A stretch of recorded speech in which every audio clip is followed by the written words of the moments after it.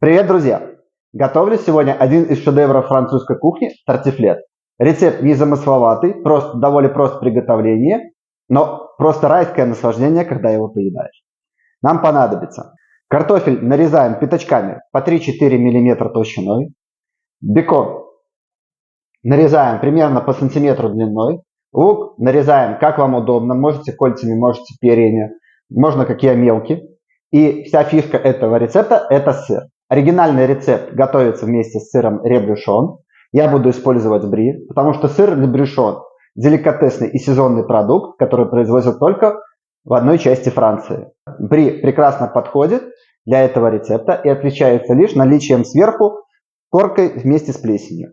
Оригинальный сыр ребрюшон, он мытый, в нем практически та же технология производства, но за счет того, что его постоянно моют, эта плесневая корка в нем полностью отсутствует. Итак, перемещаемся к плите и начинаем готовить.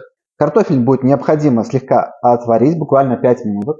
Пока вода закипает, я обжарю бекон с луком, немножко добавлю на сковороду растительного масла и отправляю туда бекон. Выжаривать бекон до шкварок нет необходимости.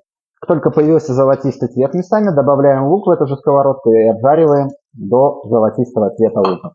Итак, вода закипела, отправляем туда картофель и отвариваем его буквально 5 минут.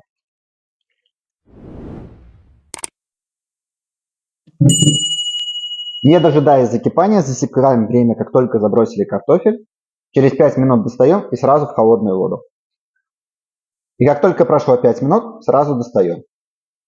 Теперь выкладываем на противень слой картофеля, далее слой начинки в виде лука с беконом и сверху накрываем слоем картофеля.